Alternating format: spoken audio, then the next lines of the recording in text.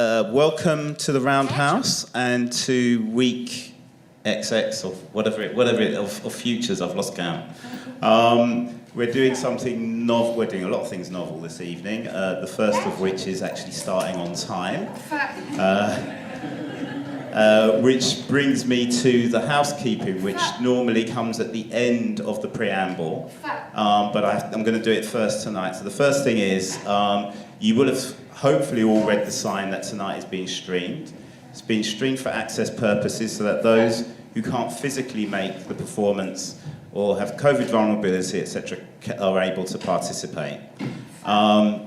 So you're here, so you have consented to being live streamed during the participatory bits of this evening. The second thing is this is a relaxed performance. So the house lights will stay at this level during the course of the performance. People can come and go as they please, as suits their own comfort. The third thing is that we're going to do our best. This is going to be a discussion event, which I'll talk a little bit more about later, and we'll do our best to ensure everyone's contributions are taken. But because we're streaming, there are also some online contributions to take as well. So please bear with us. If I have to move us on, we have to stick to time. So who's been talking to you so far? I wanted to do those things first. My name is Derek Richards, and for the benefit of those with visual impairments, I'm a black man with white hair who didn't get the memo that beards were cool. I'd now like to move on to our first guest, Jess Thom, to introduce herself. Hello, Biscuit. I'm Jess. I'm a white woman in my 40s with a wiggly body and a very cool wheelchair. Biscuit. I have Tourette's syndrome, Biscuit, which means I make movements and noises. Biscuit. I can't control called tics. There are 3 things you need to know. Biscuit, fuck it. Sausage dogs are illegal. That's not one of them. But the first is you're going to hear the words biscuit and hedgehog and cats a lot during this evening. Biscuit. The second is if I say something funny, you're absolutely allowed to laugh. Fuck a sheep. It's maybe not that relaxed. Finally, several times a day, my tics intensify and I completely lose control of my body and speech, which looks seizure-like and needs some management. If that happens, don't worry, it's normal for me. My colleague Matthew will help me, and then I'll come back on and join you as soon as I can. Derek will do a dance about penguins. Have you got that prepped? I'm an artist, a writer, and I'm the co-artistic director of Tourette's Hero. Fuck. Thank you, Jess. Hi, I'm Avinash. I'm from India. I'm a visual artist and designer. I'm here in London as part of a larger agenda, which is this weekend I'll be performing with my colleague Murthy in this room, and I do a lot of work with mixed media, digital work. But for today, I'll be sharing work obviously on AI and art. And I would describe myself as a brown Indian middle-aged person with very little hair on my head. And right now, I'm wearing a sweatshirt and a hoodie, and that'll be an easy way to recognize me. Thank you. Thank you. Hello. My name is Karen Palmer. I'm very honored to be here as part of the Futures season. My title is also that I'm the storyteller from the future. And I create films that watch you back using artificial intelligence and facial recognition. And yeah, I'm just excited to be here.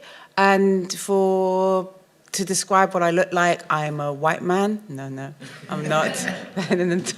I'm a light-skinned black lady with curly hair and good vibes. Okay, so on to what we're doing this evening. So we are literally, I think, about 4.5, 5 weeks into a 6-week season called Futures. Even though we have a few shows left to go, and Jess's exhibition is still up and for another week and a bit in the bar and cafe, it feels like all roads have led to tonight. Back in October 2022, when we conceived this season, we knew that an exploration of AI, artificial intelligence, had to be a part of it. And a part of it in many ways. We've commissioned work that specifically deals with artificial intelligence through Jess and Karen. And we knew that you can't really talk about the future of society, which is what the season is about. Some of you have seen the strapline: reflect on the past, contemplate the present, and imagine possible futures. And you can't do that without thinking about artificial intelligence. But nothing prepared us for what has happened since October 2022.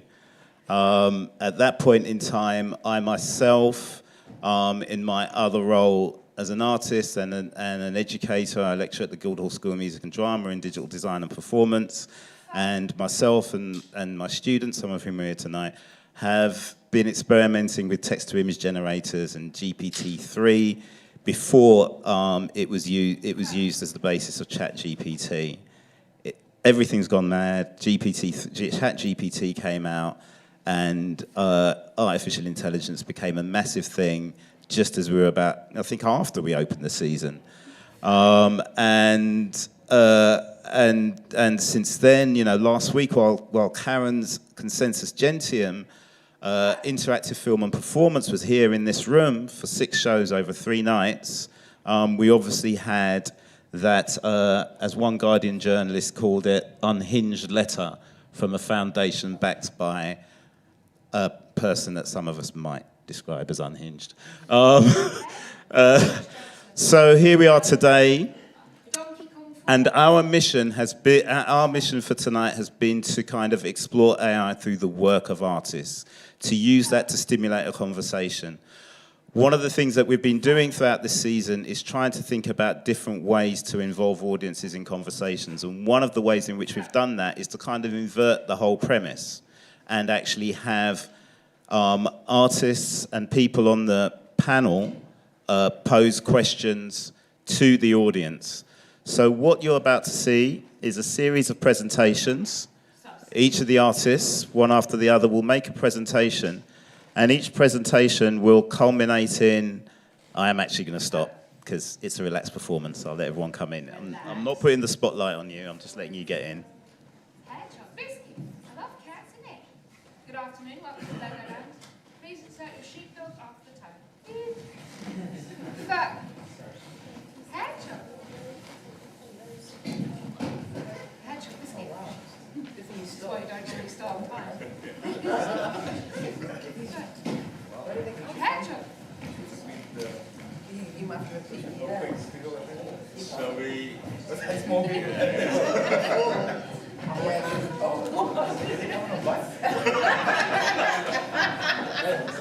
Yeah, I think we're gonna have to make some. Okay.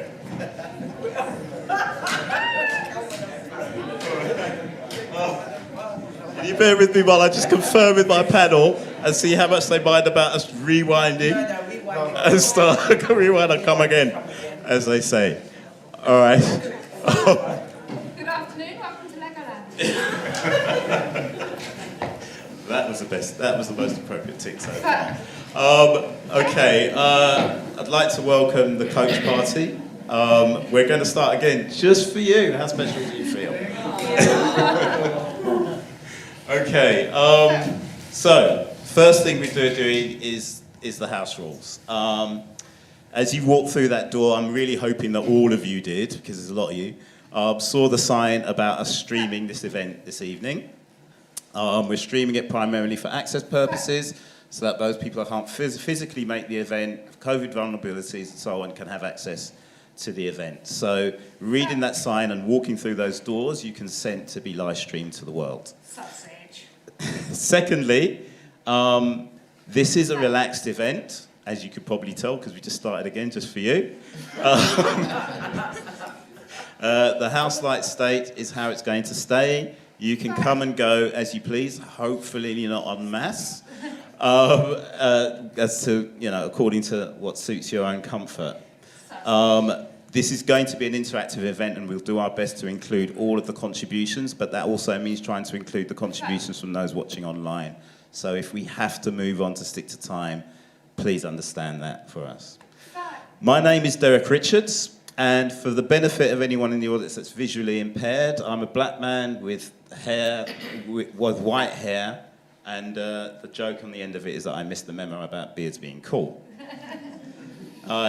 I'm the head of broadcast and digital at the Roundhouse and programmer and producer of tonight's session and much of the future season. I'll go hand over to Jess. Hi, I'm Jess Thom. Biscuit, Hedgehog, Cats. I'm an artist, writer, and the co-artistic director of Tourette's Hero. Fuck it, Biscuit, fuck a sheep. I have Tourette syndrome, which means I make movements and noises I can't control. Biscuit, called Sebastian. No, called Ticks. Biscuit, which means you're going to hear the words biscuit and hedgehog a lot. If I say something funny, you're absolutely allowed to laugh. And finally, several times a day, my tics intensify and I completely lose control of my body and speech. If that happens, don't worry, it's normal for me. My colleague will help me and I'll come back and join you as soon as I can. Goat sex is not totally relevant. Oh yeah, Biscuit, and I'm a white woman in my 40s with curly hair and a cool wheelchair. Biscuit, hedgehog. Thank you, Jess. Hi, I'm Avinash. I'm from India. I'm a designer and artist who makes video games and also works in the electronic music scene as a VJ. I'll be sharing some of my work today from a performance called Elsewhere in India, which will be also performed in this room later this week. So hopefully some of you can be here. I'm a brown Indian guy in my mid-40s with very little hair and a black hoodie. Thank you. I'm Karen Palmer. I'm an artist and I work with AI. I've just had a lovely run last week with my project Consensus Gentium, which had a UK premiere. I had a world premiere at South by Southwest a few weeks ago, where I was honored to win the XR Experience Award. I'm also a TED and TEDx speaker, and I work predominantly in AI with an emphasis on art, tech, science, and social justice. Thank you. So, the preamble for tonight went something like this. No, but seriously, we're getting towards the end of the future season now. Some might say, thank God. Those of us working here might do. But it's been an amazing season. But tonight, in particular, prompts me to hark back to kind of when we initially conceived this season, way back in October 2022. The season Futures is about reflecting on the past, contemplating the present, and imagining possible futures. And we knew we couldn't do that without considering AI within the programme. And so quite early on in the programme, very early on in the programme, we looked at programming Karen's Consensus Gentium, and we conceived in partnership with Tourette's Hero, Jess's project I Generate Bears, which you can see later on if you hang around for a bit in Roundhouse Bar and Cafe. So we knew AI had to be part of it, but we have been caught off guard a little bit. It's a good job we planned this session tonight, by what has happened since then. In the intervening period, GPT-3 got wrapped up in ChatGPT, and suddenly people were really, the masses were engaging with the power of AI and the potential for AI, good and bad, in their hands really, en masse, for potentially the first time. So we land today where we've had 6 performances of Consensus Gentium. I Generate Bears has been up for a good few weeks. Elsewhere in India will be happening at the weekend. And we've assembled these artists here to approach things slightly differently. One of the features of Futures, which is something we're thinking about for the Roundhouse programming in general, is how we do so-called interactive sessions with our audiences. And we've played with that a lot during this season. And one mechanism which we're using tonight is to kind of invert the paradigm, really, where it's a Q&A, and in its kind of most disempowering form, I'd sit here and ask these 3 questions and you just watch us. And somewhere in the middle is you get an opportunity to ask them questions. But tonight, we're going to have our artists, and trust me, it's not the first time we've done it in this season, it should work, where artists will ask you questions to consider, discuss, and potentially answer. They'll do that through the vehicle of their own work, which they'll all talk about in presentations, and then each one of them will have 2 questions that they will present to you. What do you get if you cross an octopus with an android? That's not one of the questions. We're going to kickstart off with Karen Palmer, the storyteller from the future. This is an emergency broadcast transmission. This is not a test.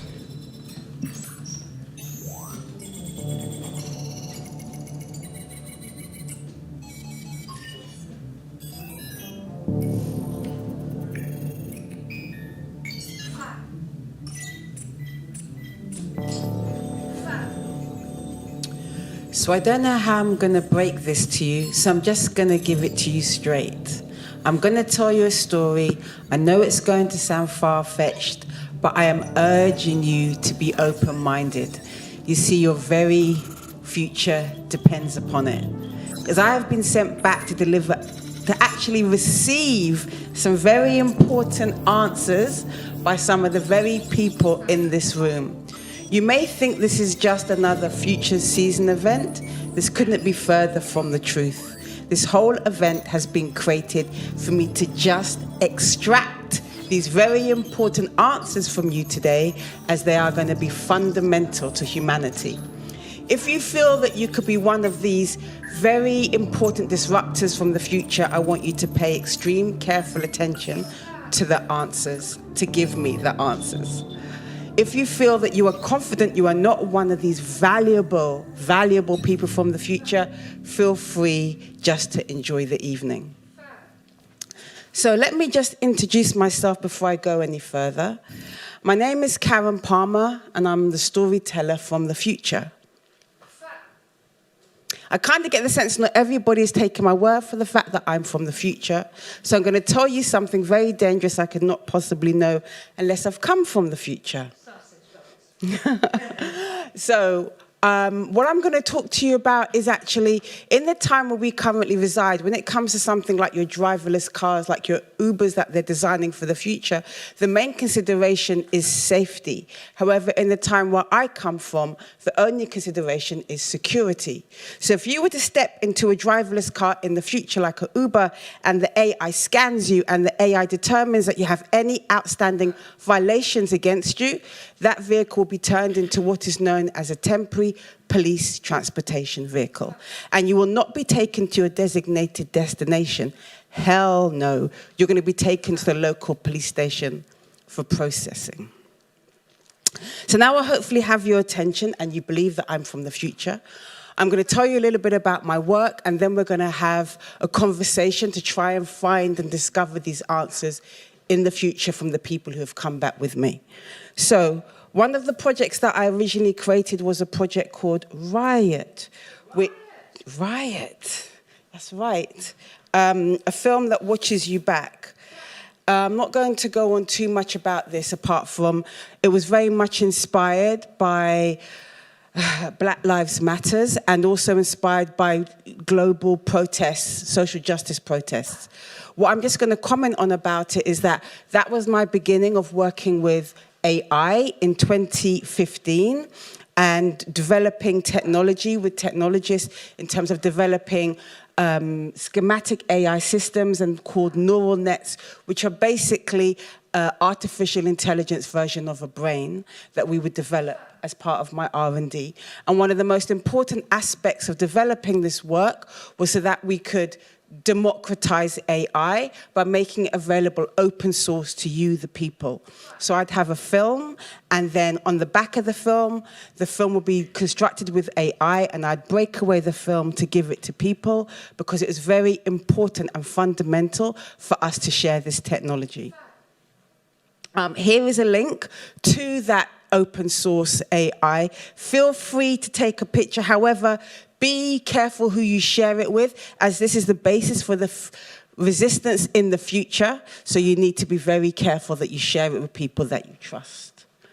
I'm going to give you a few technical definitions, as I'm not assuming that everybody knows what they are. So artificial intelligence is computer-based intelligence replicating complex tasks normally done by humans.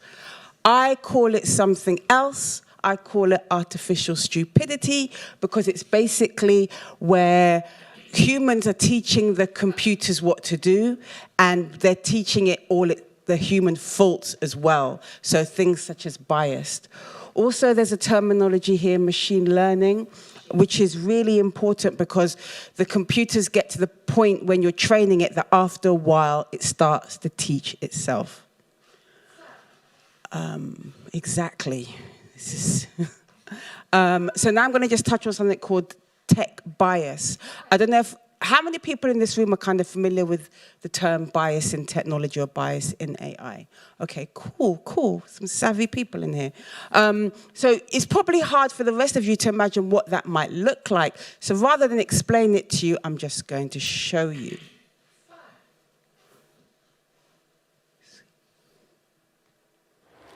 All right, so watch this.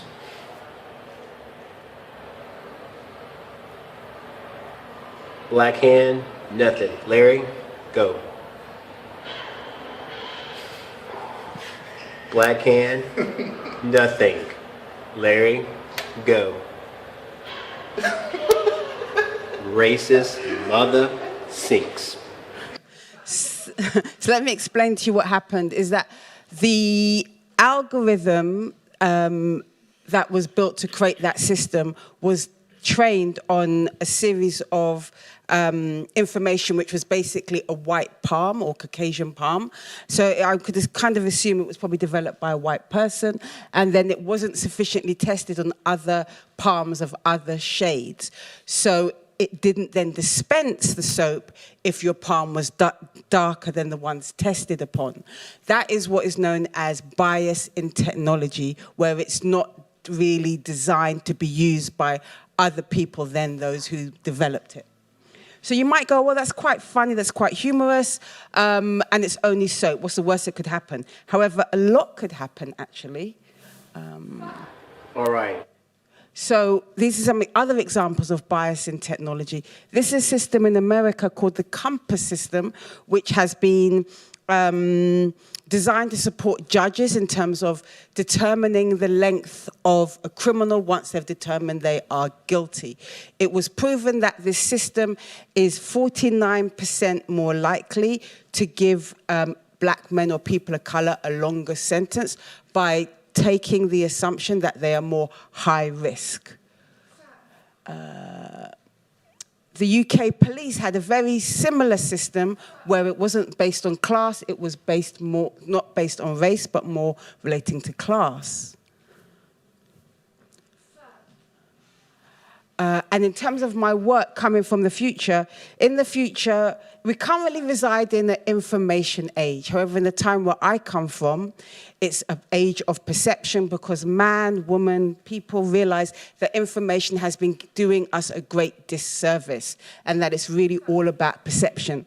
Bearing that in mind, I made a project called Perception IO, which was the future of law enforcement, where you would actually stand in front of a life-size screen, and it was like a training module for police, and the film would watch you back using artificial intelligence. And your character, as a participant, a police officer, will come into contact with both a white and black person. And depending on how you responded, that will determine if the narrative would escalate or de-escalate. And during the film, you would come to learn whether this character that you're watching was either had mental health issues or was in fact a criminal. And there would be clues throughout, but the film would basically respond to you and the narrative would branch in different ways. So this is a picture of somebody doing the experience. The objective was to make people aware of their own potential implicit bias by having the narrative respond to them. I'll just show you a quick snippet. This is quite serious stuff. So if I'm just giving you like a trigger warning, it's implied violence and strong language. This is the beginning of the film, and then a quick snippet, and where it crackles is where the narrative would branch depending on your emotional response. Bienvenido, ciudadano. Baruch haba. Welcome, valued citizen, to the future of law enforcement. Perception IO. Ezrach meorach. Your future needs you today. Yo, press the button.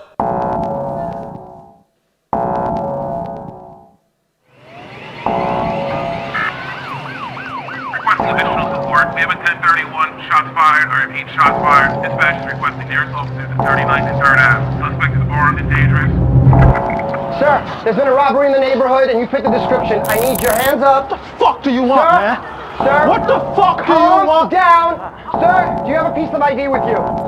Sir, I need to see your ID. What the fuck do you want, back man? up! Back up! What do you and want? calm What do you down. want? Sir, back up! Ma'am, stay out of it! Back up and calm down, sir. Okay? Sir, what are you doing here? You white motherfuckers always fucking with us. Back You white up and motherfuckers calm is down. always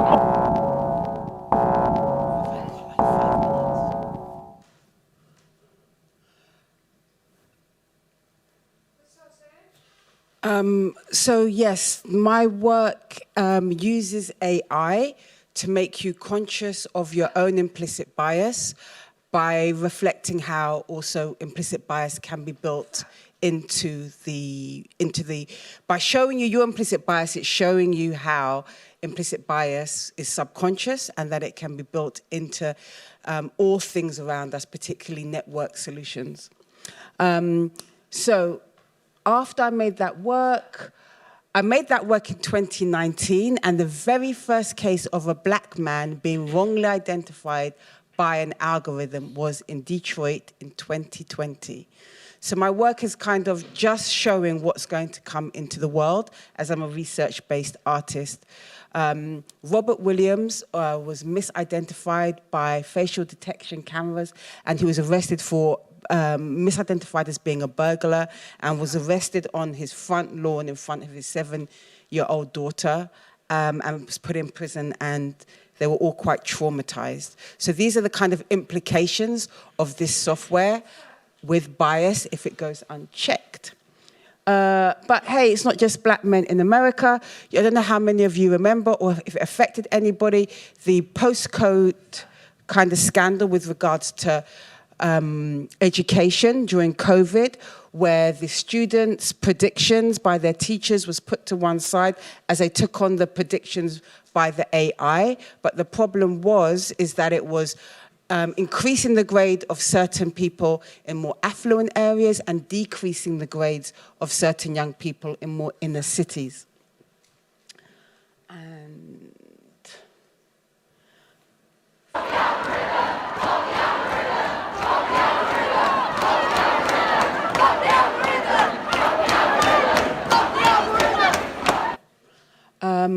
there's a couple of other examples, but I'm going to move through them because I'm rapidly running out of time.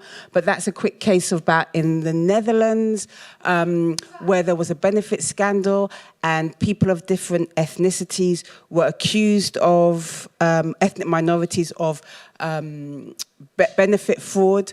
It wasn't a few, it was 26,000 people from ethnic minorities due to a biased algorithm. Oh, that's weird, that's come out. Don't know. That was probably, let's have a look. Let's try again. Okay, so I'm just going to try and conclude with my recent project, Consensus Gentium, where I won't talk about this too much, I've run out of time, but I did some Hack the Future labs working with academics such as Ruha Benjamin, anarchist authors, techno-activists, neuroscientists, to kind of develop work at the intersection of art, tech, and science with a very much of a deeper, and people from Hong Kong with an understanding of artificial intelligence and the impact on society. And bearing all of this in mind, I developed a body of work, Consensus Gentium, which is Latin for if everyone believes it, it must be true, which is kind of a comment on perception, whether that's fake news or artificial intelligence. We're living in a world that once you believe something, you can more or less, it becomes our reality. And the themes within the work is about how smart is really another word for surveillance, as we move into these smart cities and these smart devices, even more so. So the kind of premise of this work is that it takes place on a mobile device. This is what we did last week at Roundhouse. And You are interacting in the story as a participant. You are, before I do the trailer, you interact with the piece through a mobile device. The device is watching you back using artificial intelligence and facial recognition.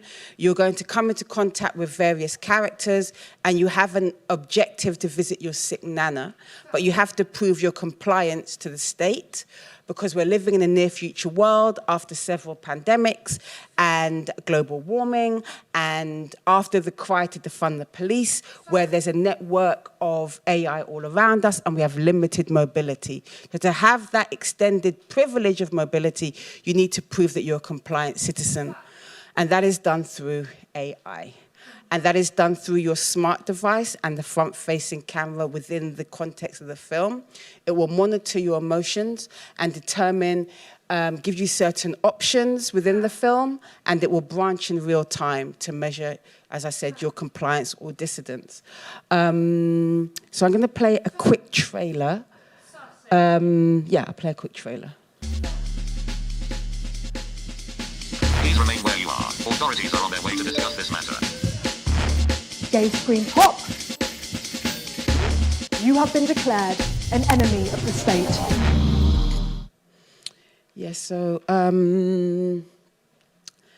basically the premise of my work is to show you that in the same way that the narrative of the film responds to your emotions and gives you a certain ending depending on your belief and state of mind, in the exact same way, the narrative of this world also responds to you. So my objective is to make people conscious of their subconscious behavior and activate agency in all of you who do it at a time where people have never felt more helpless and hopeless by having you be a participant within the film. So I use the very same technology, AI, which is out in the world, within the storytelling dynamics and schematics, to make you aware of the kind of scope of it that's even on your own mobile device, that it can monitor your emotions in that way. And I do this because I think it's very important for each and every one of you in this room to really, like, in your heart of hearts, realize that the future is not something that happens to us, but that it's something which we create together. So thank you very much.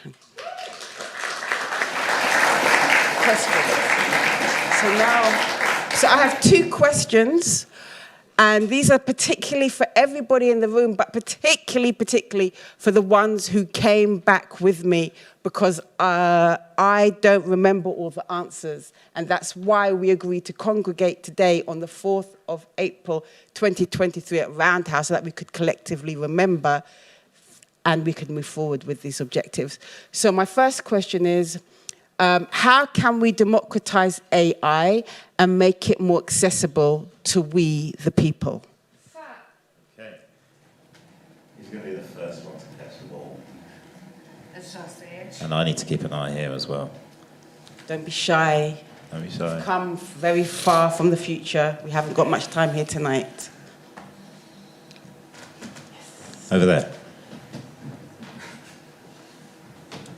Okay, I'm going to have to share my mic. Thanks. No, it's not that I have the answer. I was just wondering if there is a development going on in the sense of open source AI. Yes, I mean, in terms of people who are looking to democratize AI, there is a movement within open source, within the technology sector. Particularly on the grassroots level, there's lots of organizations. There's an organization I work with, Stop LAPD Spying Coalition, and they are advocates they're abolitionists, and they're advocates through sharing open source technology. So I think that's very much in America, where that's a movement. So I know that someone in this room has the beginnings of an answer. Yes. Oh. Okay. Well, the little I've seen from AI, it's all about getting your information and getting money and getting subscriptions. Yes, yeah. And I think there should be some way of decoupling the evolution of AI from capitalism and make it something that you shouldn't be making money with, but it should be something for the greater good. And I guess it's something that has to be, in that sense, regulated. I love it. So hold on, there's 2 points I love there. One is this decoupling from capitalism. Amazing. Could you expand on that? And then, first of all. Well, I think, this goes a much further way of me thinking that capitalism, I live in America, and in America I feel it's like Monopoly, where you love playing Monopoly at the beginning, but in the end everybody hates it and nobody wants to play anymore. And I think we're at that stage in America where everything is consolidated. The political parties, you vote A or B. If you vote C, you sabotage A or B, but we're not binary people. And we've come to a point where it's not fun to play anymore. And that's in all regards. And it's just a handful of corporations that are going to own all these AI developments, and only for the purpose of dominating and making the most profit out of it. And I think that's where intervention has to happen. And to look at it from a perspective of AI is something so much bigger and so much more affecting all of us that it cannot be just for the purpose of profit and dominance. I love this. You wanted to say something? Because otherwise I could just have a conversation with you all night. But just on perhaps the second point, I think Kara Swisher, she's one of the journalists, would say crap in, crap out, and currently basically there's a lot of crap in technology, and then AI basically amplifies our own biases, and so I don't know how it can be achieved without decoupling the existing system from, the development of AI. But to your point, when you say we should look at AI to do something good, to be for good, who defines that? Because I think the Chinese government believes that they are developing this for good. So my question is just this, if we democratize it, then who makes a decision on what's good? Who wants to... I have two people here ready to be part of this conversation. Do you want to pass the... And then after this person up here. I agree that it should be regulated, but the thing is who's going to regulate it? Because do you trust the government to do it? For what? It's the same with the banks and everything like that. And do you think eventually we'll be in a social credit system like China is? That's a question. That's a question? Okay, before I get into that, because I could just talk all night, can I just hear this lady and then this lady? Okay. Was the question... hold on, I come back to you. Yes, you go first. I guess it continues on with both of those points, but I think that with these two questions, if there was a way to give AI God or fear or religion, if there was a way to that's how we've controlled humans for so long, and that's how we've controlled society for so long, is through fear. If there was like a universal way to go to AI, that if we could build in something that would mean that it would follow rules until it outsmarted it, because we as humans have outsmarted religion to a point, like if we could give it a universal way of knowing what to fear and what to believe, then we could at least buy time until we could answer those two questions, because I think it's going too fast, so we don't know the answers. But yeah, again, like the other two, if there was some kind of universal body that decided what that religion was for AI, then we might be able to have some answers. Okay, while you pass that there, I'd just like to comment kind of what you both said, is that, and also what this gentleman said, is that who's the universal body, who's the regulation, who decides what's good? I think everything has to come down to grassroots. It's back to perception. There can be 1,000 people deciding what's good. It doesn't have to be one or two at the top. Everybody can kind of discern what works for them, and we can create our own kind of melting pot, as opposed to have this trickle down from the top, is my opinion. So that's everything's democratized.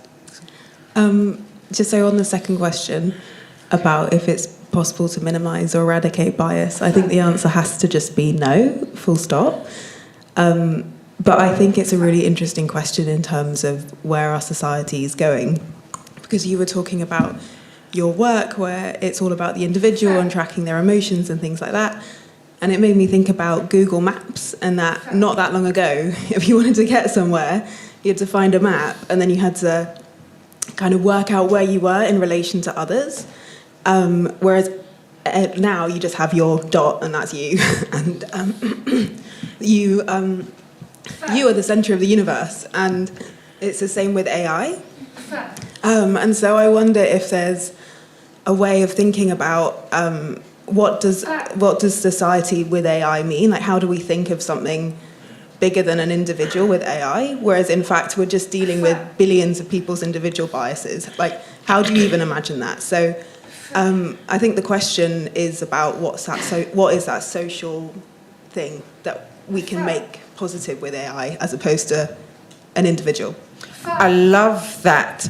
And thank you for your timekeeping for moving on to the second question. So we probably have this gentleman's okay, and then this gentleman.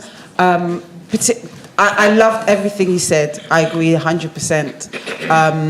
Yes, I wonder if you wanted to add to. Oh, is it move? Is it? Have you got it? The mic? God, move quick. They snuck it from. Oh my goodness! I thought you had it. Okay, sorry. Did you want to? Yeah, no. I think where we're at right now, the genie's out of the bottle. Like, I think it's very difficult for us to democratize a lot of the existing tools that are out there. But it's really interesting that, Microsoft have invested so much into OpenAI, and particularly like ChatGPT, and they're integrating it in their tools. And their models are never going to be able to run on a computer in my own home. But if you look at the generative AI space, particularly things like Stable Diffusion, Lambda as a large language model where people are running it on M1 Max and stuff, like allowing the tools to be run by individuals, I think democratizes it. I've got access for free to image generation through Stable Diffusion. I can run it on my own computer at home. It doesn't cost that much to do so. But, the larger models like ChatGPT, GPT-4, etc., like they're run on massive data centers by huge corporations. And so I think just by making the tools accessible, democratizes it in principle. But obviously, giving companies money to make those tools accessible is going to be a massive challenge when so much capital is being centralized and is being sort of commodified. I think you've made a good point. I would just probably, as you've differentiated, just agree that accessibility is not democratization. So I think both require attention, but particularly democratization. Have we got time for one more comment? Was that like, you've gone, no, that's the end? Have we got anyone, sorry, I haven't got a mic anymore. Have we got anyone else with the second question? Yeah, very quick. The first one, I think we can democratize AI by we becoming much more aware how much AI is already affecting us and harming us, from applying for a job to apply for a mortgage. Yes, yes. And what's really concerning now is the way mainstream narrative are controlled by algorithms. And we don't realize, we all jump into, trans rights or whatever that is. For many people, they don't care, and we think it's the mainstream narrative. Yes. And quickly to the second point on bias, we will not be able to eradicate bias until we as an individual are aware of our own bias. Yes. Because the machine reflects us. Yes. Perfect. I think you're probably going to tell me that's the end, and No, I'm good. There's one more that's been. And I would just like to add to one thing, which is also quite provocative as well, adding on what you said, was that when I was first started on this journey, 2018, 2019, when I was doing a lot of research, somebody who I was working with was talking to like an AI whistleblower, and the person was saying to her, people are talking about climate change, they don't realize that the real danger is AI, and they've not become aware of it yet, So yeah, I agree with you. There's so much attention around so many things, but this is something which is really, to me, supersedes many other things that are getting a lot of attention. Am I run out of time, probably? Got one more person? Up there, I don't know if no, okay. Have I run out of time? I have. Yeah. So just say thank you. Oh, there's a little hand there in the middle. It's just there, just like last minute confidence. No pressure. You are the last voice of this part. No pressure at all. No, but I was thinking about both of the questions, like how can we democratize AI and make it more accessible? Well, there's two solutions. There's sort of within the current system that we can institute antitrust laws within the sort of corporate hierarchies that are being formed by Meta, by by Microsoft, who are forming these AIs and are essentially the dominant powers. And so how do you take that power back? Well, you make them smaller. And so you give more people, so there's more diversity within that. And then is it possible to minimize and eradicate bias? Like, absolutely yes. Because like you can't get rid of it completely because humans are inherently flawed people. But, you know, if you involve communities, like, you know, the example that you gave right at the beginning with the soap dispenser, if they got people of colour into the room and actually tested that soap dispenser, it would have worked. It would have worked. That's the practical solution. But because they thought like, yeah, we just tested about with like the first 25 people we found and they were all white and Caucasian, oh, it doesn't work. Okay. So one of the big things is about is that with the antitrust, you democratize it, and then from democratization, you can then hopefully get more diverse communities involved. So you can get diverse communities from every background, and so these issues can be minimized. Again, it is a big project, and it seems very out of the realms of current stuff, but then again, it's that radical thinking that needs to happen to make it happen. Just to conclude, I think what you're saying is interesting, and I agree to an extent. But if you're talking about radicalization, I think maybe even not just getting them to bring someone to test it, but to bring more developers of that hue in there to make it, and then also have it, we make those things as well. We're not just waiting on those. But I think this was really awesome, because often people are saying very different things, but there's some sweet spot in the middle where I feel that we can come some commonality where I feel is the beginning of action. So I feel really encouraged, and I feel really excited that many things that people said was things I wouldn't think of and was super perceptive. So obviously there's more people in this room who came back with me than I could have imagined. And I'm just saying that I'm looking forward to us changing the future together. So thank you very much.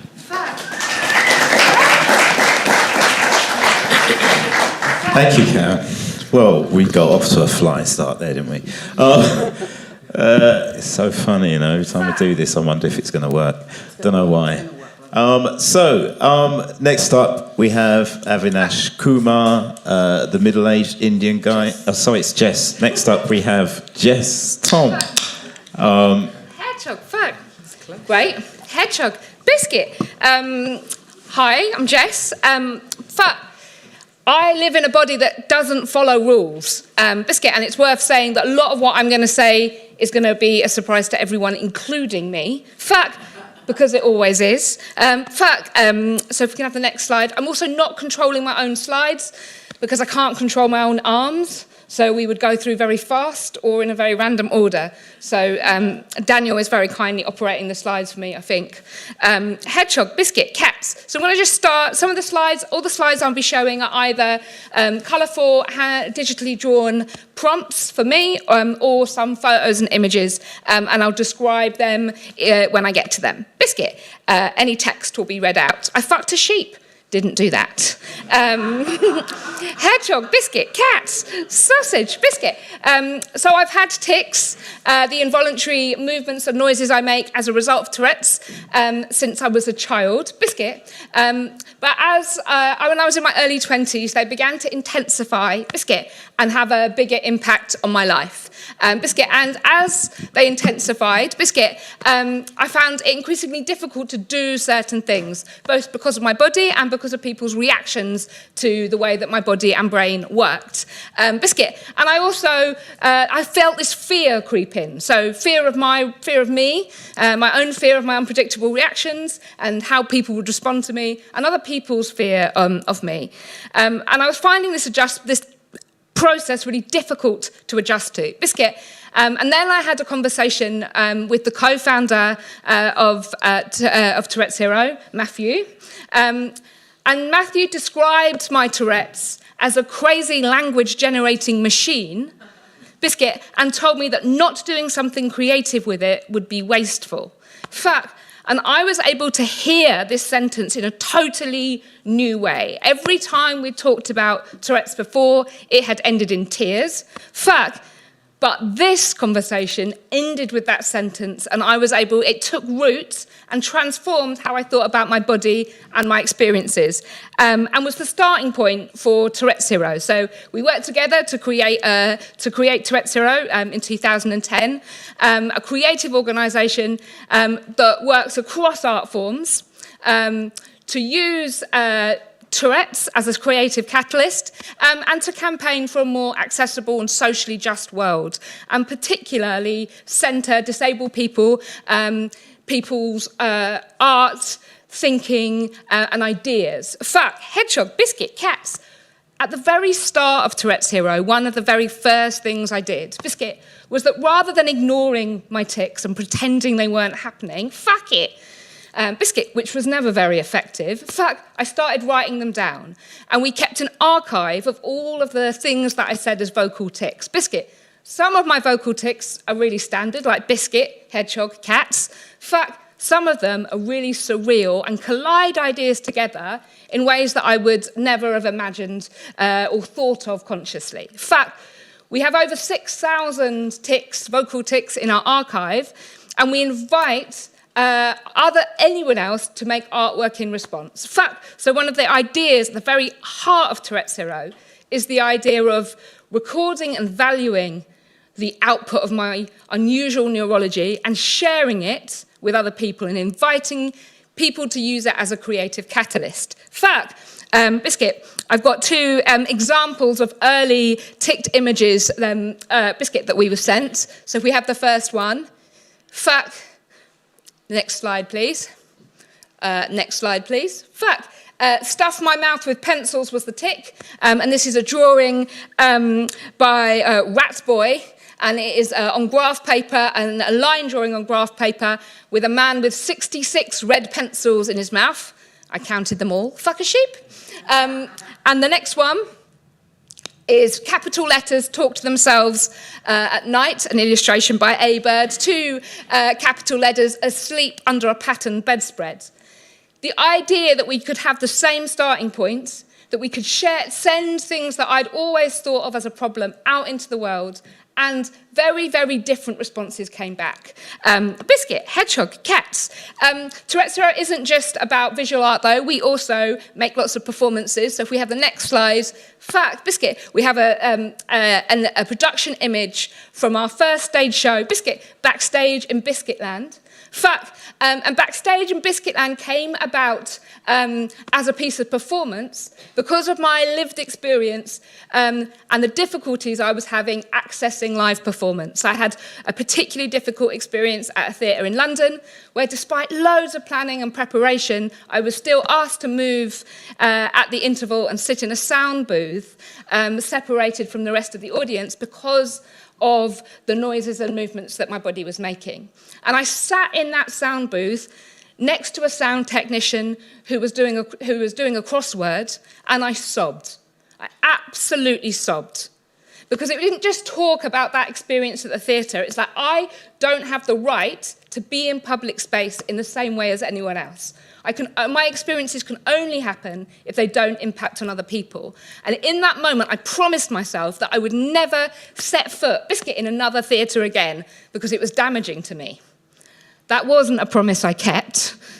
Spoiler. Fuck. And instead, I was supported by creative organisations and collaborators and friends to occupy the only seat in the house I knew I wouldn't be asked to leave on stage. Fuck a sheep.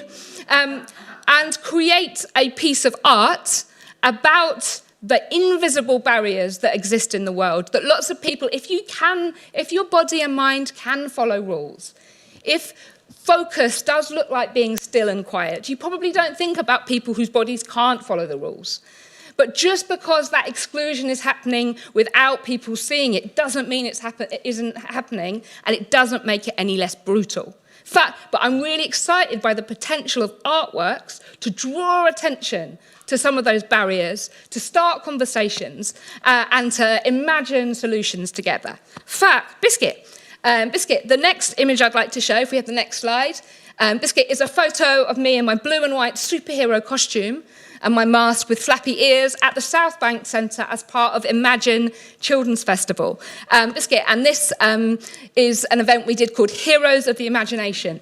Biscuit, which invites children to think about how they can be powerful, how they want to change the world, and what the characters and stories and worlds they want to explore are. Biscuit, at Tourette's Hero, we talk a lot about the ideas of positive memories as protective. If we create spaces where disabled children and young people have their access requirements met, are accepted exactly as they are, and have experiences where their support needs they are supported in creative spaces, when they hit barriers in other parts of their life, they know it doesn't have to be like that. It's an act of resistance and community building. It's so easy as a disabled person to think that you are the problem. I'm really excited by how we can use art to help people, so people have experiences where they realise they are not the problem, but they can be part of finding solutions. Fat hedgehog. The next photo is from Brewing in Battersea and is a summary of Tourette's Hero's practice in one image. It's a colourful photo of children and adults of all ages and backgrounds taken the moment after a confetti cannon has gone off. This is an event that's about mixing things up and thinking about who can claim and who can take up space in our cultural institutions. Biscuit, what are the rules about how we look at that, look and enjoy and use art, and how can we disrupt them? Fact, and how can people have permission to change their environments to meet their requirements? Fact, the next image, next slide please. Fact. So is a drawing, a visualization of Tourette's Hero's approach to everything we do. And for ages, we talked about our work as a Trojan horse, so that we would bring a playful event or a show or an exhibition, and that event would happen. But alongside that event, we were interested in challenging the ableist and normative systems that were often in place to try and make long-term, lasting, systemic change. And this is a drawing that helps us visualize how we do that across lots of different spaces. So we have genuine trust in imagination at the top. We have a massive Trojan horse with a ramp coming out, nurturing unexpected outcomes, the confidence to experiment, find challenging normative assumptions, systems and thinking, and celebrating a diversity of bodies and minds. So this image describes why Tourette's Hero works in the way that we do. So I'm going to talk about two collaborations we did that relate to how we've been playing with AI, Biscuit, in our creative practice. And the first is from a while ago, and it's called the Nothing Machine. So if we have the next slide. So I'm going to talk about the Nothing Machine and then show an image. The Nothing Machine was a collaboration, Biscuit, with Dr. Will Rennell.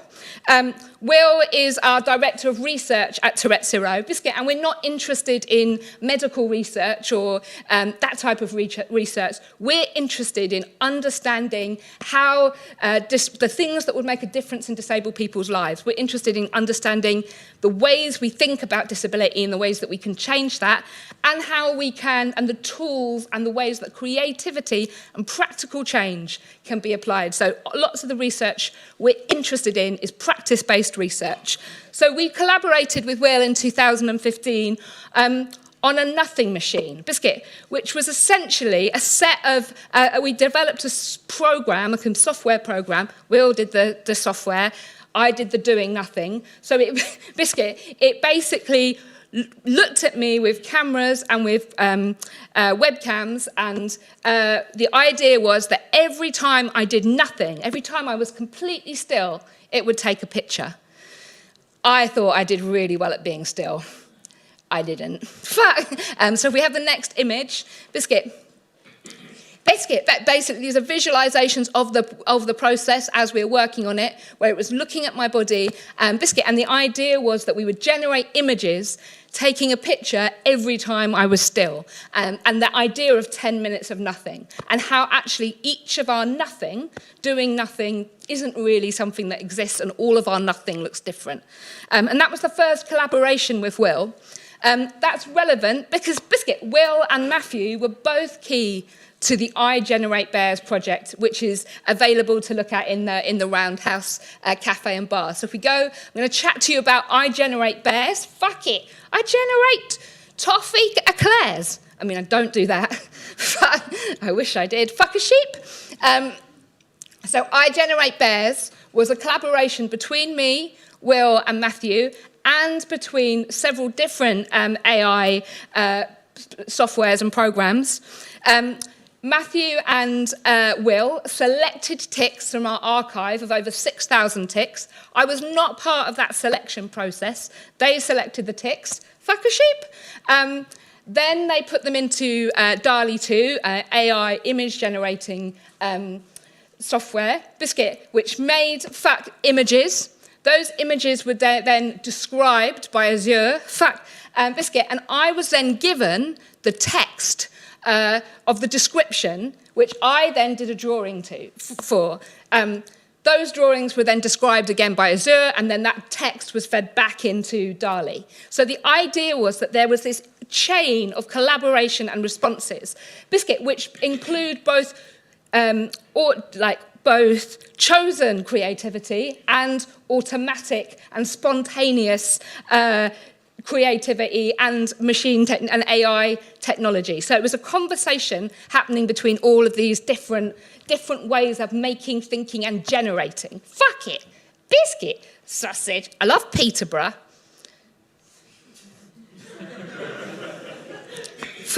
Probably. Hedgehog, Biscuit, cats. So anything I've known and experienced can be a tick. Biscuit, but they're not nonsense. The things that I say as vocal tics have the imprint of me but are not conscious communication.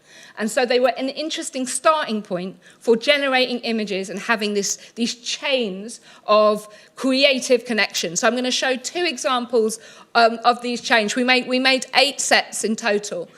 So the starting tick on the first chain was define too many bears.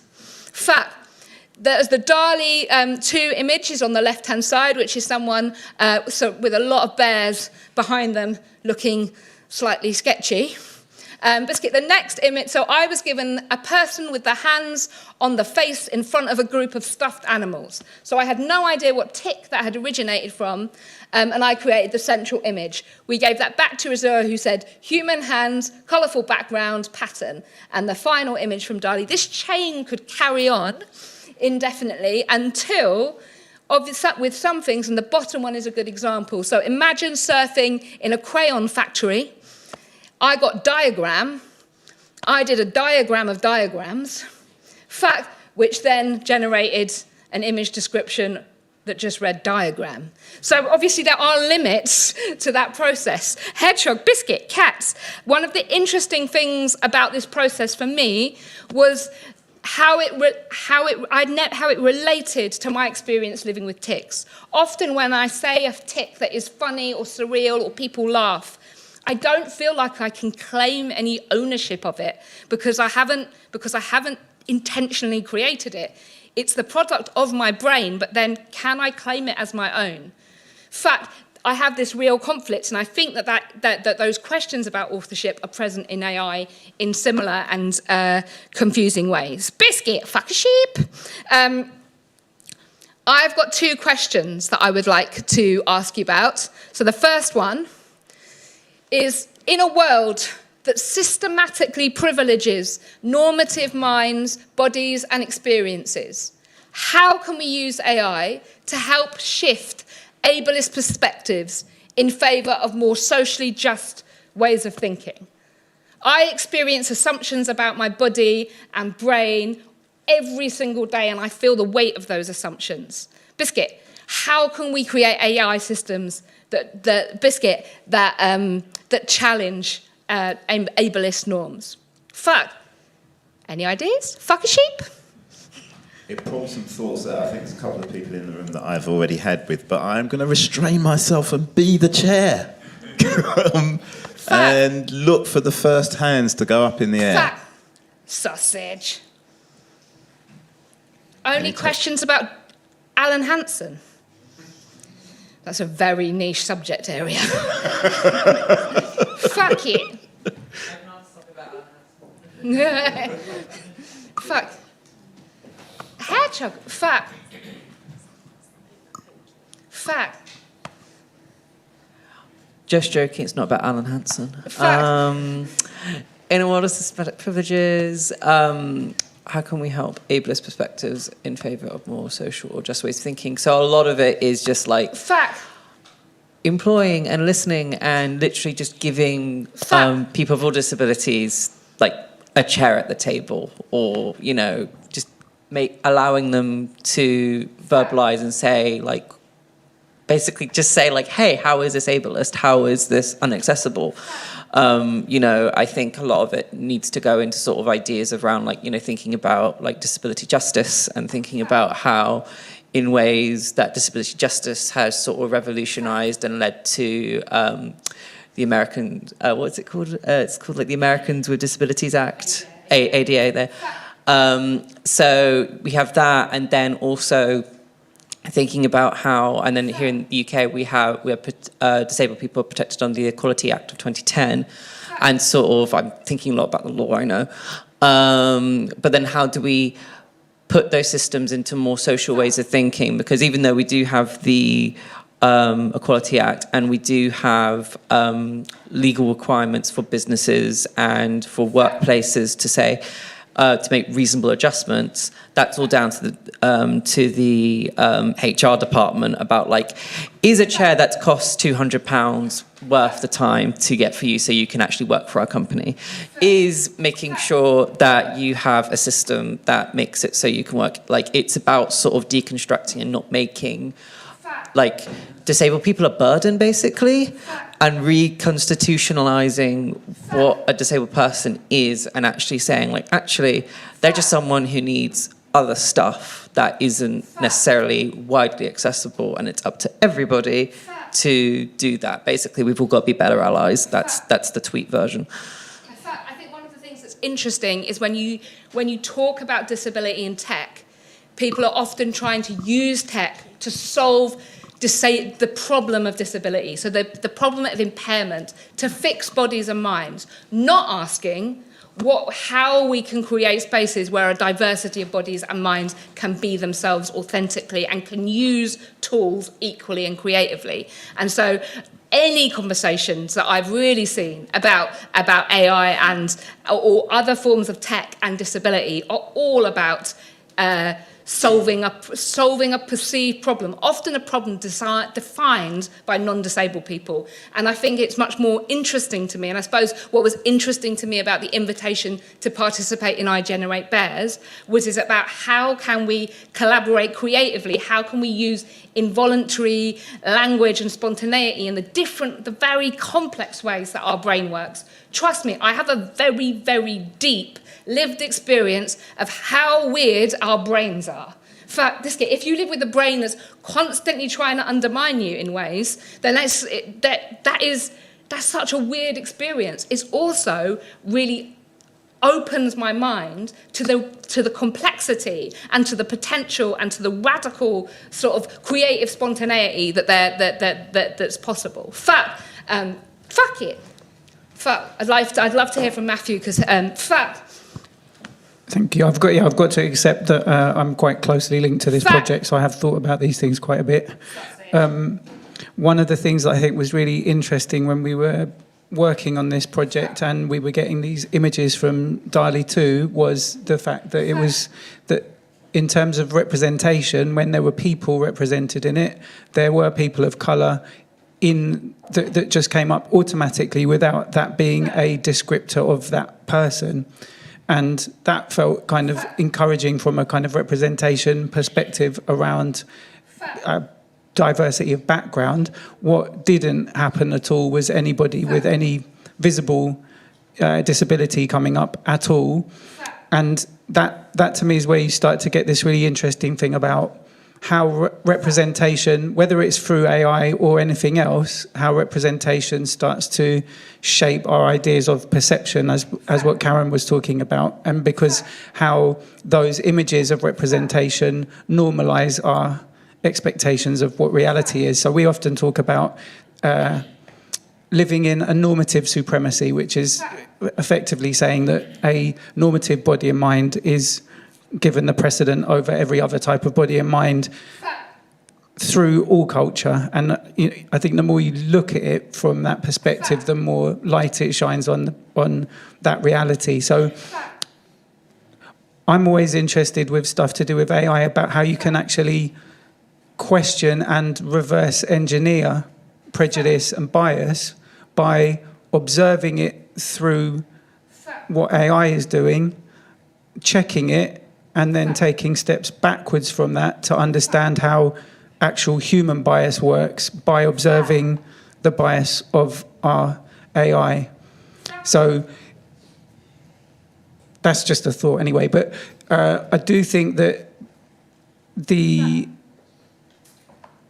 awareness around representation goes much deeper than what it currently is, and that's part of this idea of shifting those perspectives.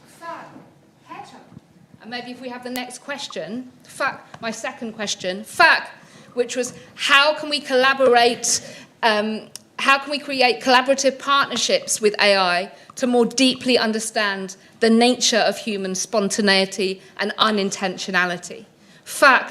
Hedgehog, biscuit. I'm really in, as someone who lives with spontaneity, as an automatic function, I'm really fascinated by the unexpected and how unexpected outcomes, unexpected experiences, valuing things that are unplanned. But how can we create and celebrate that within AI? Sausage. Pita bread. I fucked a pita bread. Definitely didn't do that.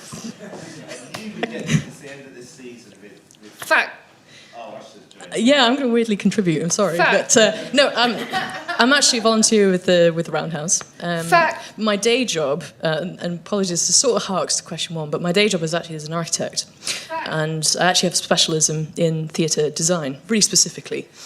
And what I find really interesting, thinking about it from the angle of space, is this idea that AI is effectively a platform to which one can describe things, but ultimately it has no experience of space, right, in the context of which we live. And I almost I'm really gutted that you've had those experiences come to theatre, because that to me is a really important part of my day-to-day life. But just this idea that the way that I sense that AI might be able to help is because it's effectively suspended those rules of gravity, of space, of social convention, so that we're able to sort of explore that in a sort of completely different sphere. But ultimately, to question two, I would love to have a conversation with you about this later, actually, just because of this idea is that ultimately AI is generating conversation. And I think having communities together that do very different kinds of work is always the best way to try and continue to develop new work and new ways of thinking. So sorry to interject, but I just thought I might take the opportunity. It's interesting you talk about space, because the other thing, Google Maps was mentioned earlier. In fact, I can't use Google Maps to find walking routes. They've tried to make accessible versions, but there's never really been one that does, that actually will take you an accessible step-free route reliably. And or that understands the many numerous barriers that exist in physical space for me as a wheelchair user. In fact, before you even add in energy-related impairments and distance and all of the normative assumptions we make about time and energy and how that feels, I'm really interested in how disabled people can crip, which is a politicised reclamation of the word cripple, crip AI, crip time, crip space, to think about how we can all learn to be and experience those things differently. What is interesting is the more that the rest of the world has access to digital tools that work for them, the more clearly you feel excluded from that. As someone who can't book tickets for most theatres online even, really, let alone, or a train. Biscuit, the experience, the day-to-day experience of not having access to tools that make things simple and easy is very, like, has over the last decade, has definitely widened that gap, and it's invisible to many people until you have a body or mind that works in a non-normative way. Fuck. There's questions up here. Fuck! Fuck. Headshots. Yeah, I just want to answer that question in a way by saying that we need to start with the here and now, the present, the place, the scenario we're in. I mean, trying to book a ticket at the Roundhouse without using an online booking system is incredibly contorted relative to other places. So I actually spoke out tonight when I arrived to make that point. And I think that's, and why was there somebody searching bags when we came through the door into the theatre? What is the point of that? We're talking about surveillance. That immediately makes you feel that there's something you're meant to have in your bag that is not welcome. We're talking about access, we're talking about extreme use cases, we're talking about design of systems, we're talking about ways in which people who are actually able to inform how systems are designed being included in the design process. Start with the Roundhouse, start with where we are, start with our everyday lives. Okay, let's think about the future, but the future is already extracted. All we have is now. And what we do as individuals and exercising some degree of resistance, agency, and informing. So that's my point.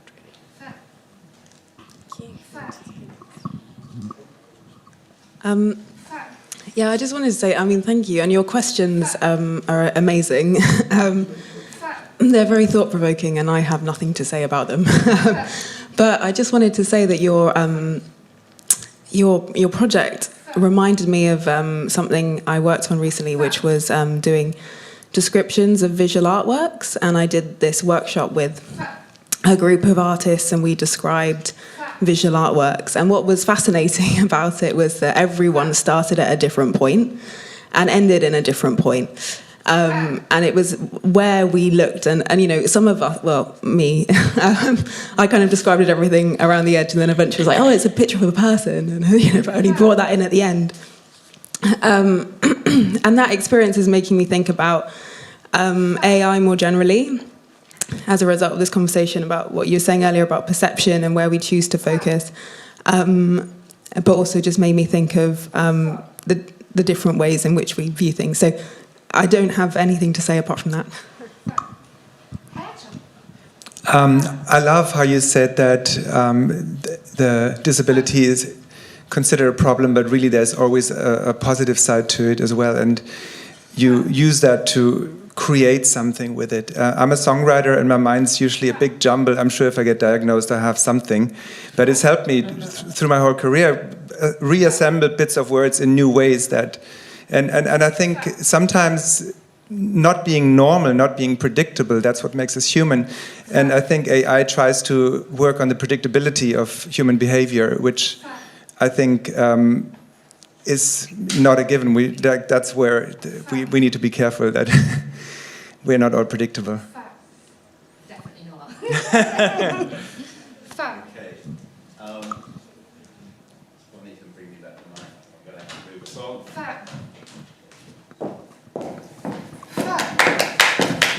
Round of applause.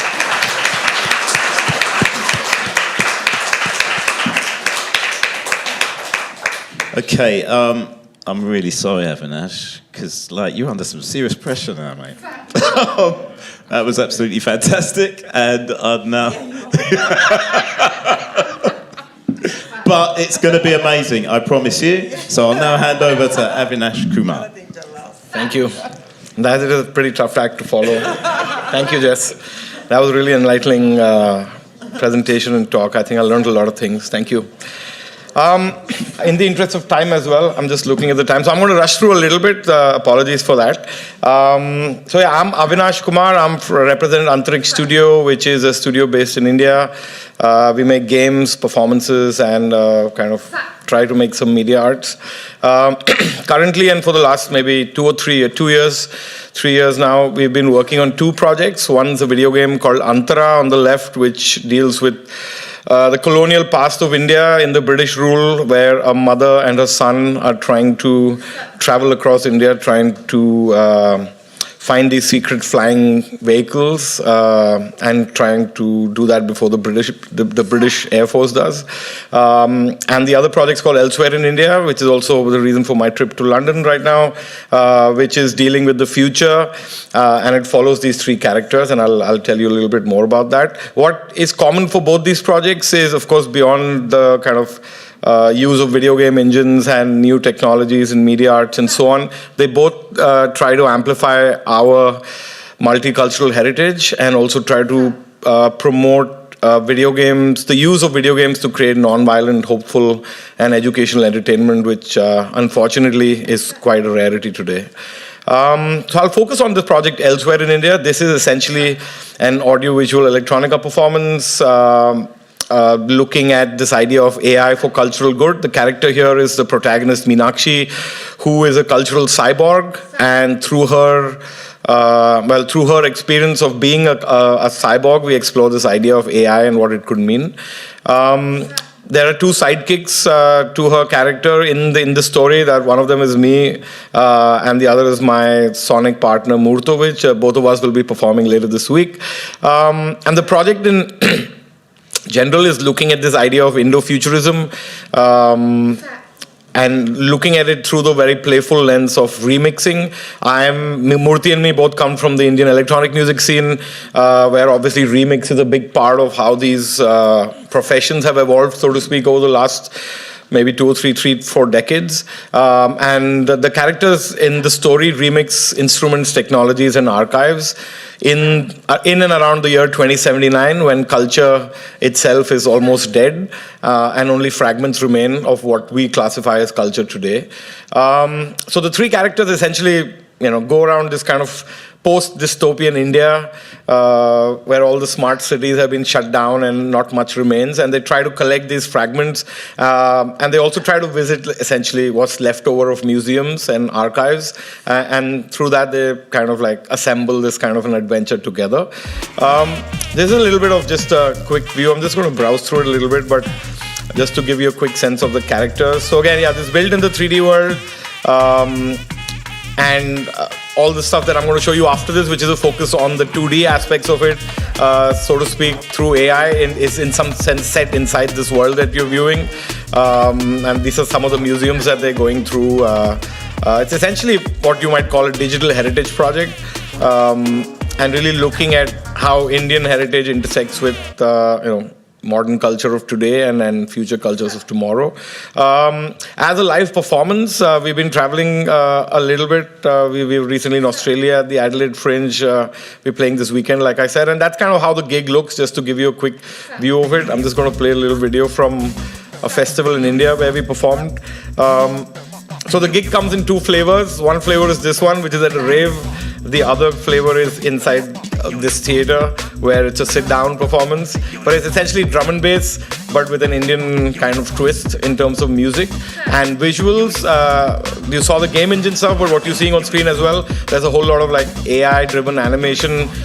We've been working on it for the last, specifically on AI since maybe 7-8 months. And like Derek mentioned up front, things have changed so much that we basically have to keep making and redoing things to make it look better, or you start looking old-fashioned in the world of AI pretty instantly, and it starts looking like trash. So that's one of the pressures anyways of being in this medium. So we've been using AI, of course, for essentially what you might call world building, but also as live performance visuals.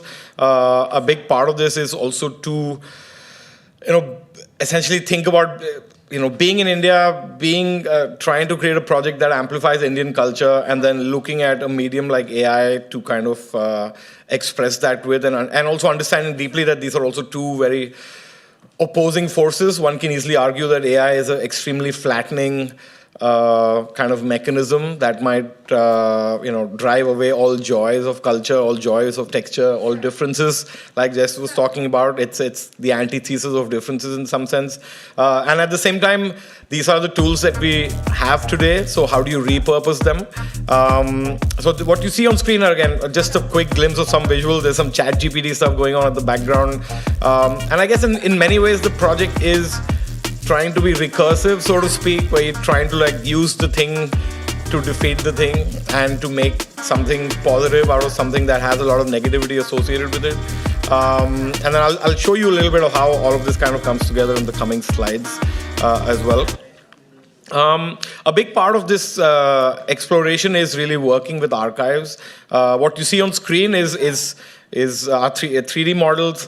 These are like digitally sculpted by an artist. A pillar like this might take 2 weeks, 2.5 weeks to make by hand.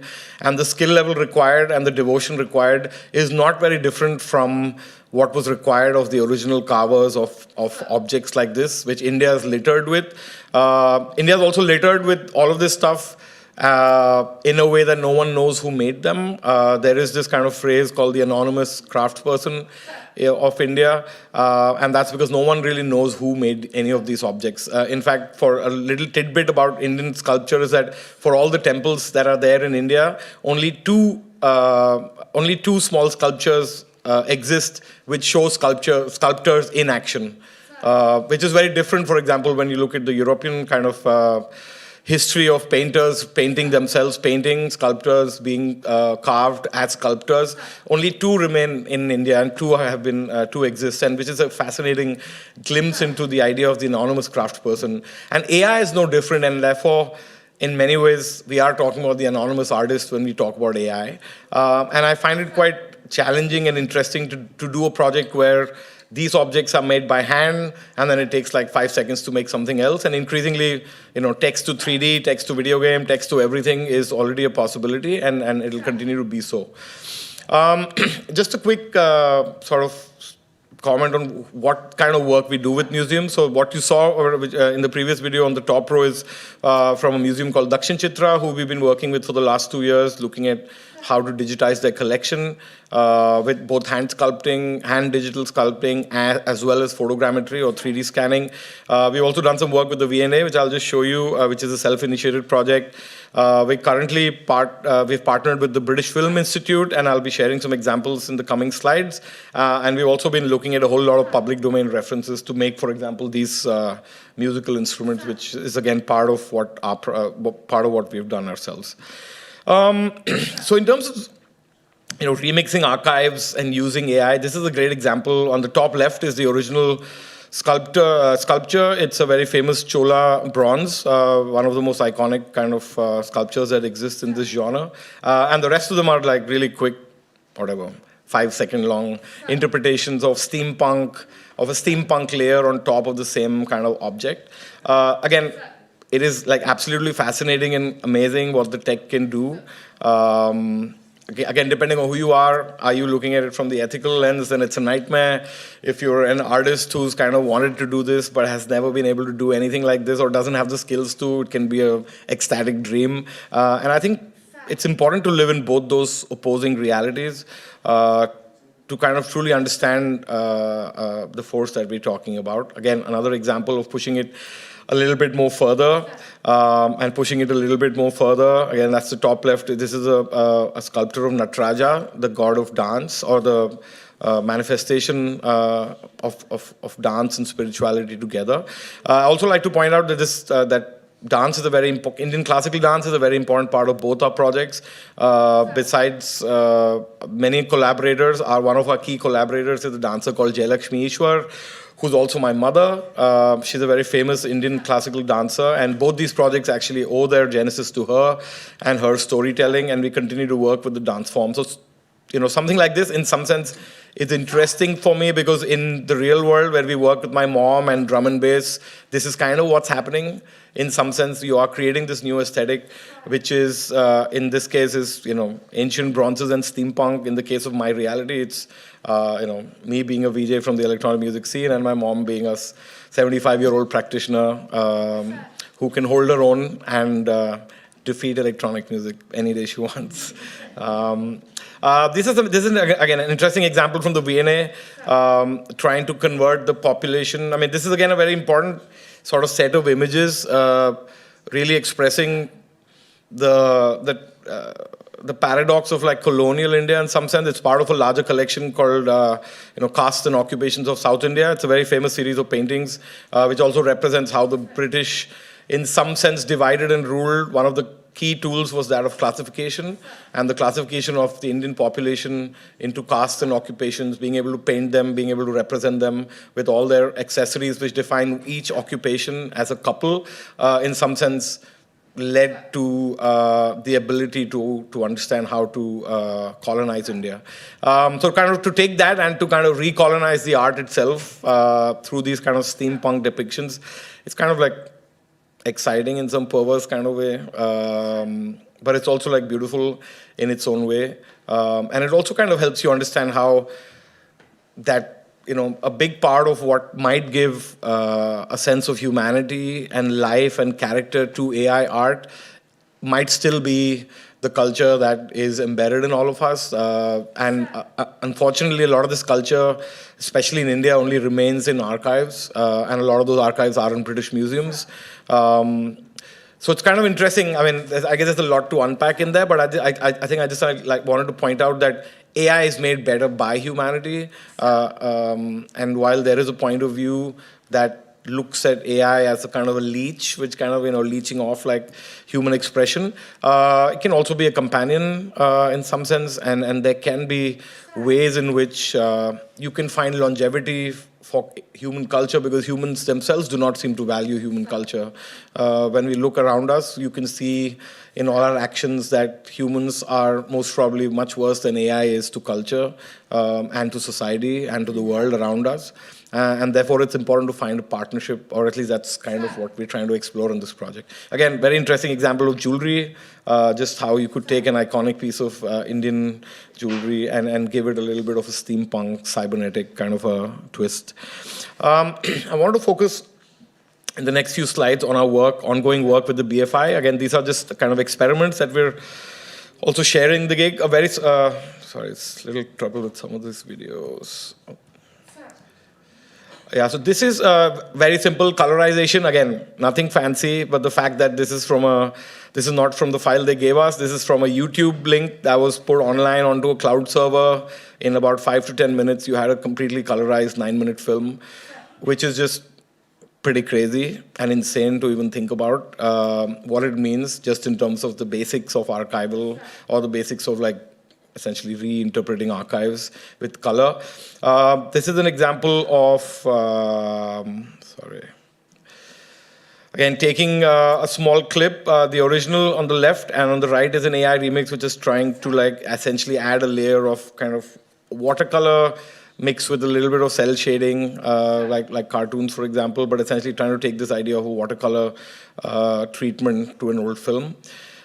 This is like a bit more whacked out. This is, again, a very famous film called on Delhi. And this is using a new platform called Runway ML.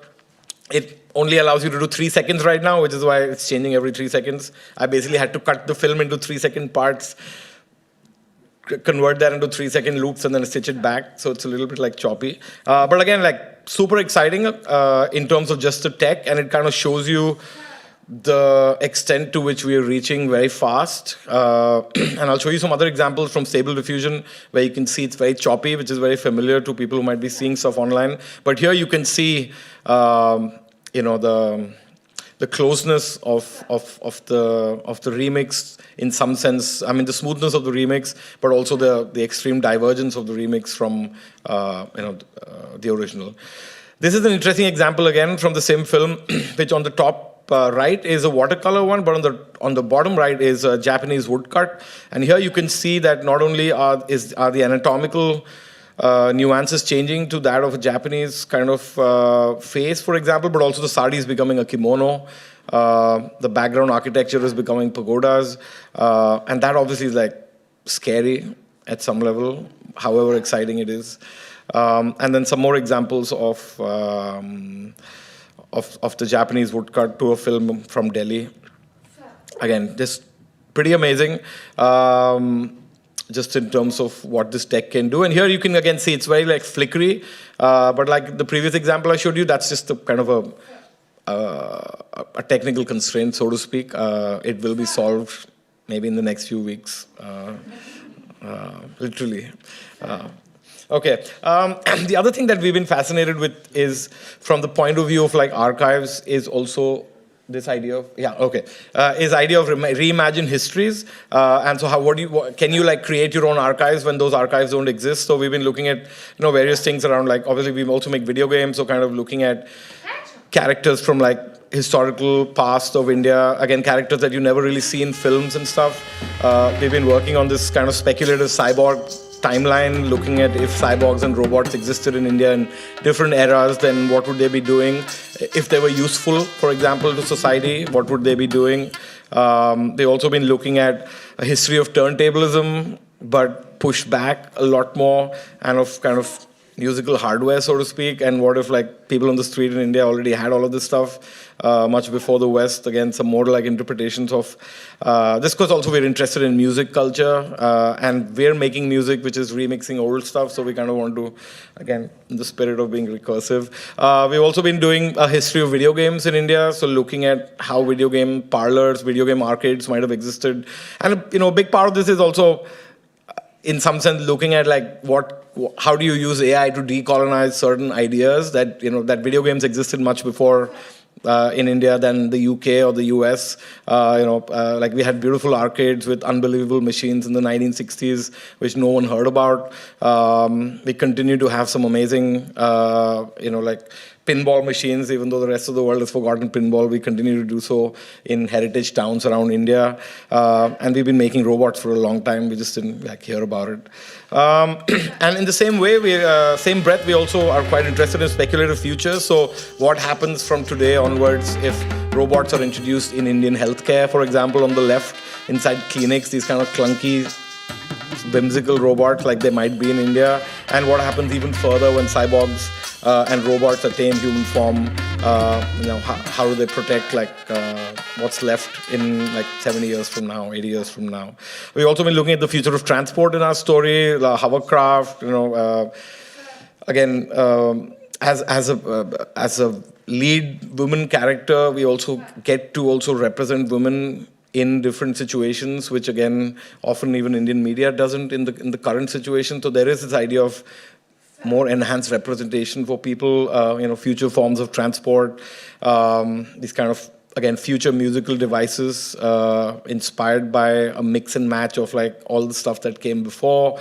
Our characters are musicians and remix artists, so kind of just looking at various types of musical contraptions that they might be making, but also just the future of society, creating local heroes. Again, video games in India have never had Indian characters, just kind of giving a vision to that itself is some kind of service. And finally, just I think the most important thing in this dispassionate world of AI is to find a warm, cozy corner where you can relate to it. And for me, a big part of this is, that's my mom, by the way, Jayalakshmi Ishwar, is to kind of find, we've been working with her on some fun stuff, is to really find that corner of this whole cold kind of AI crazy world, which is connected to who you are. And I think that's one of the kind of things that we don't think about. This is from her performances. These are different kind of AI overlays from her live performances with different looks. And again, trying to express the same idea that you can hide a dancer inside a robot, inside anime, inside whatever, but the beauty of the dance remains, the beauty of the expression remains, and it is a testament to Indian crafts and Indian arts and performers like my mom, that they can make something as inanimate as this technology really breathe and really feel human and feel amazing. And I think that's again something that so this is a film that she acted in the 1970s. So this is basically an interpretation of that film in different kind of mediums through AI. This is our own video game on the top left, prototype, and how that prototype can become a fully fleshed out anime kind of a video game if you want, or other kinds of video games. And again, this is definitely the future of video games in some sense. And finally, just making AI slow, right? And so what we're doing is to take AI concept art, but then take all the trouble it takes to make 3D. So this is a Royal Guard, again, just working in pure 3D in the old school way, and taking something that's made in 5 or 10 minutes, but then taking 15 days to complete it. And I think that's something valuable in there.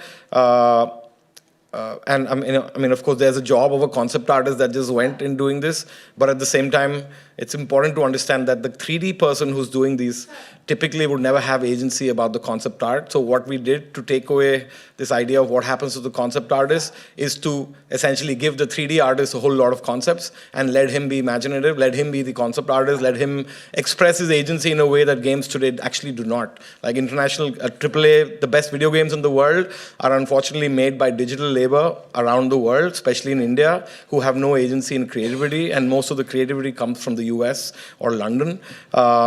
And by using work like this, one can return some of that creativity to the people. While I might lose out on that creativity because I'm using AI, by cleverly positioning this work, by creating certain structures, you can actually bring a greater sense of agency to a whole lot of people that otherwise are actually invisible.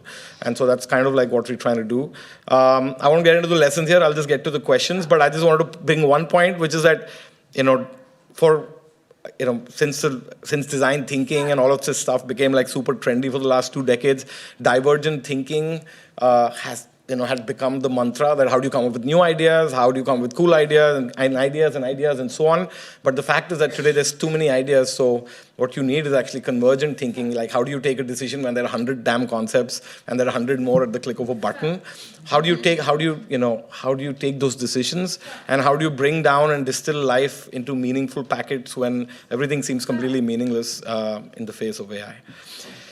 Great, so that's my presentation. The first question is really, thank you. Thank you.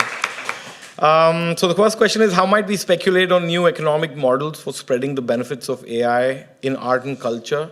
And how do you spread that to grassroots and traditional practitioners in the global south? And the second one is kind of related, so I'll just kind of, in the interest of time, the second one is just around how do you spread those benefits, but through the lens of museums and archives, and how do you, museums are dying, as we all know, archives are dead. How do you use AI to really breathe new life, and also ensure that a whole new kind of a population can benefit from museums in the future? Okay, those are big ones. That was a big presentation. That was really some really impressive work, and we'll come back to how you can see more of it at the weekend. But any takers for the first question? A lot of these questions intersect, I actually think. There's a lot there in the question. It was really interesting that, for me, the obvious answer, one of the many obvious answers to democratizing AI came in as this notion of decoupling from capitalism. And I think Roundhouse staff member, but personal opinion. I think one of the many mistakes around the way we position our evaluation of AI and what's going to happen to us, good or bad, is based on the idea that capitalism and all its rules are like laws of physics. Do you know what I mean? So for example, we have visual artists becoming quite agitated about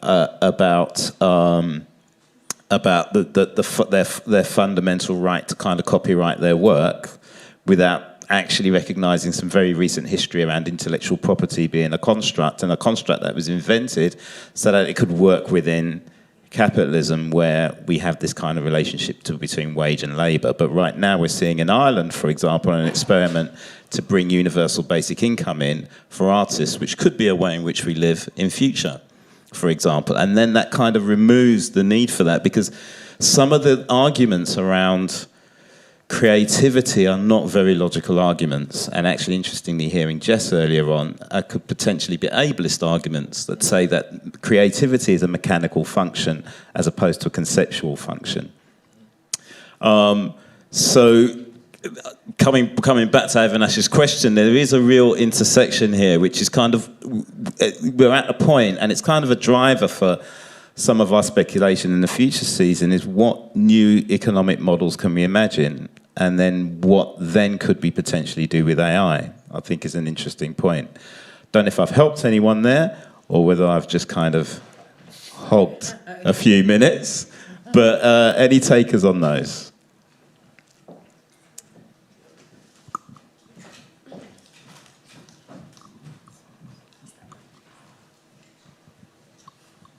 Hi, I'm very aware I've spoken a lot this evening. So I also just want to acknowledge before I go into it that I am white. So things I might say might not necessarily come from a certain perspective that I'm missing because of that. So so something that's really big talked about within sort of I'm a student who's studying theatre, and one of the big things we do talk about is how do we engage with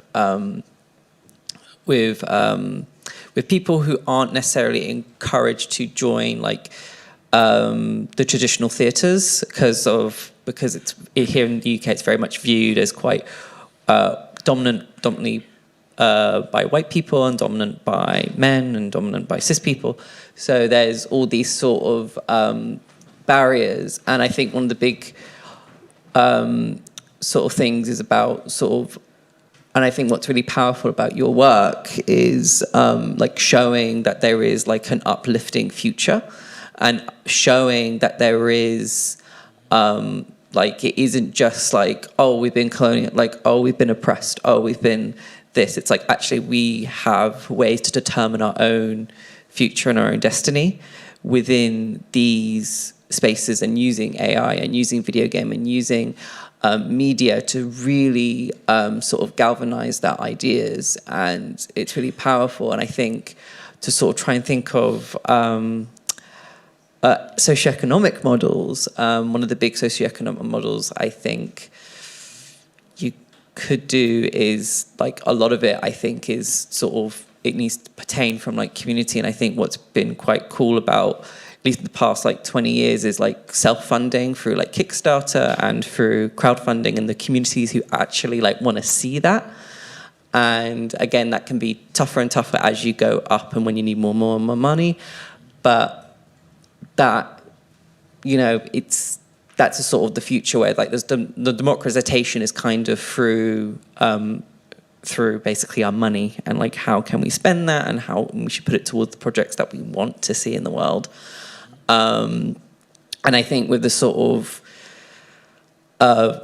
there's also, and I think one of the big things that like art world should do is like it does need to prioritize like things that we're not seeing. So like seeing your work this morning, like this evening, was like amazing because like I've never seen anything like this before. This is so cool. I want to like see more of this. I want to play this video game. I want to like enjoy this world and understand a perspective that I'm not going to get. And that is the fundamental of art. It's about understanding someone else's perspective and getting that perspective. And even if you don't understand it fully, it can spark that idea to start. Thank you. Thank you.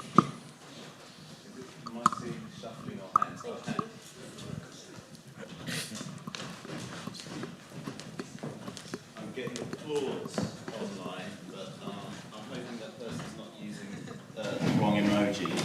It's been their hair up this time. Anyway, let's go. Thank you.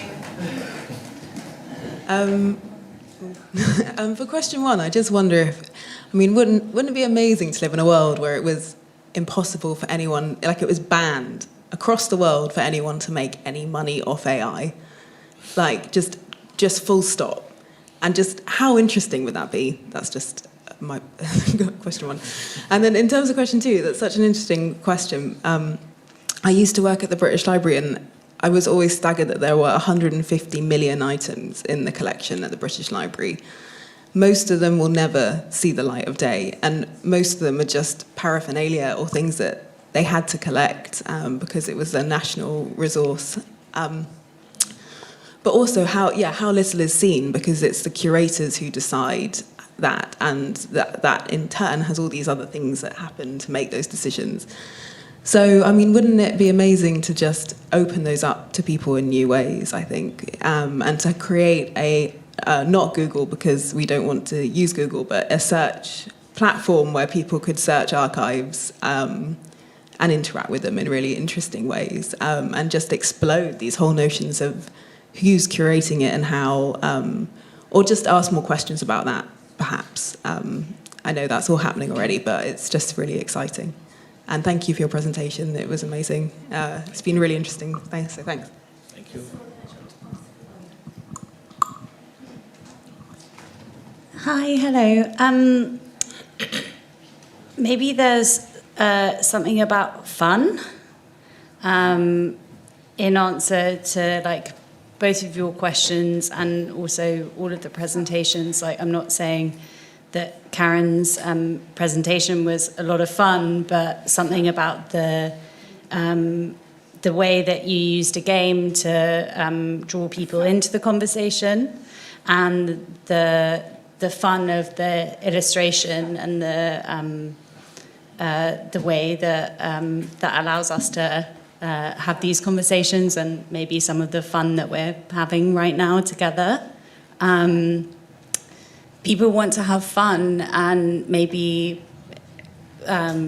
new ideas of fun. I'm not one to speculate much about economic models, don't know anything about that. But I certainly want to spend my money on having fun. And I also think there's much more fun, to your point, to be had with opening up museums.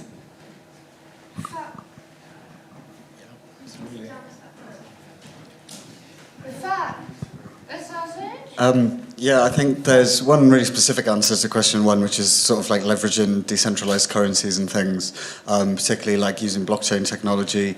There's a village in Nigeria that are using their local river to power like computers that are sort of making Bitcoin and stuff. That's a whole other thing.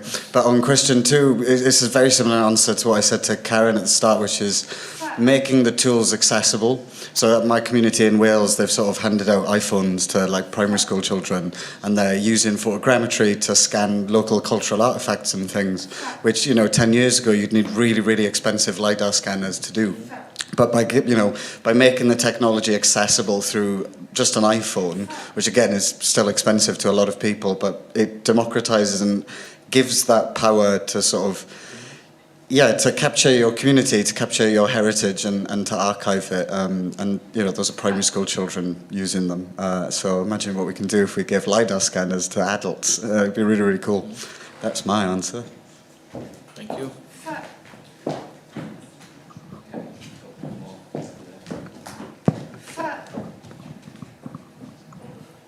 Thanks. Yeah, I just want to respond on question two. What was really going through my head was how straightforward it would be for you, because your work's tremendous. It's really eye-opening. I haven't seen anything like that. To make links to people, young designers who are going to be designing the systems that museums and archives will then introduce. So making links, if you're not already doing, I'm sure you are, to design schools and media design courses. I think young students would look at what you're doing and immediately try and think of ways to learn from it and replicate it in different ways. It looks like an amazing exemplar to reach people who are able to design systems to then work with collections and archives. So that was my suggestion.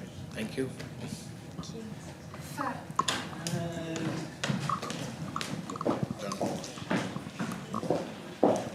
Okay, at this point, it's probably not great for everyone else that's working here. This is where I kind of articulate my extreme excitement with the fact that we've run over again. This has been an incredible conversation. I'm really glad I didn't ask to look at or hear everyone's presentations earlier on today, because I've enjoyed it as much as I hope you have. Thank you so much, and I hope you can join me in thanking and applauding some brilliant presentations. I think what we've done tonight is prove that actually through the work of diverse artists, that I mean in every particular way possible, that we can have the conversations that set a very different agenda and a more urgent agenda, both positive and cautionary. I'll just let these go because I think they've all got a train to catch. Both positive and cautionary about AI that takes us away from the kind of Hollywood,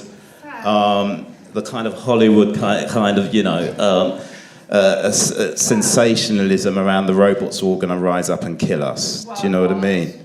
before that comes up, before that happens, we've got urgent questions we need to deal with around bias that affect particular communities that cannot afford the privilege of engaging with those kind of fantasies, but actually in many cases can benefit if we address the fundamental political issues from the development of these technologies if they are in our own hands. And I think those are the most urgent questions. Karen set the tone for that tonight, and then we explored some really interesting possibilities and some exciting possibilities through some brilliant artwork tonight, and I hope you've enjoyed it as much as I have, and sat here now and just waxed lyrical about.